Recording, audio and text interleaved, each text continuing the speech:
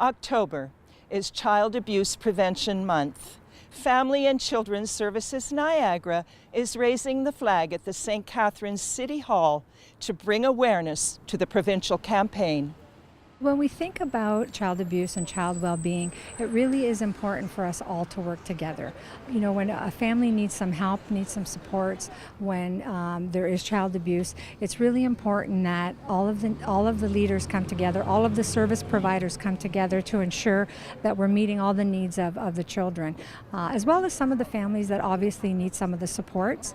A big portion of our work is with families in their homes, keeping kids safe, helping families and meeting some of their needs. So we know that without our community partners, we could not do the work that we do. And it's so brilliant that we have so many community leaders in breaking and helping us break the silence. Because oftentimes when we think about child abuse, it's a difficult topic to have a conversation about. And when we're raising awareness, when we're talking about coming together, bringing the leaders together is so critical and so important. Now, Deputy Chief Flynn, how important is it for you to be a partner with FACTS? Partnerships in policing have become more and more important over the last several years, and not just with FACTS, but with organizations like the Kristen French Child Advocacy Center. You know, I think it was said today that we can't do it alone. None of us alone will have the positive effect for our children as much as bringing us all together and doing that work. And how do these organizations help you do your job?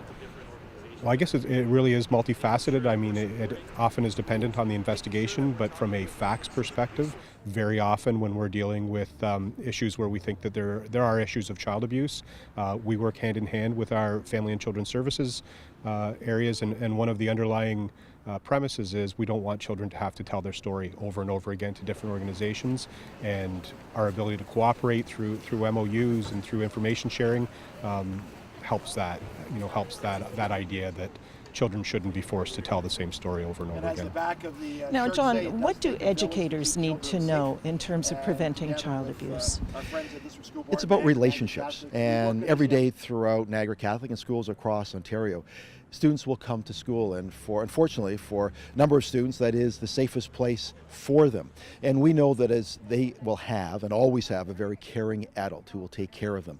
And oftentimes you will hear in the past, as I've talked to folks who are here this morning, they will recant a story about a student who's going through a very difficult period of their life, but they can reach out to a teacher, an educational assistant, the principal, a social worker, a chaplaincy leader, whoever it may be, to say that is the individual that has helped me through a darkest time of my life. Because it is something, as on the back of one of the shirts, it does say that it takes a village to keep children safe.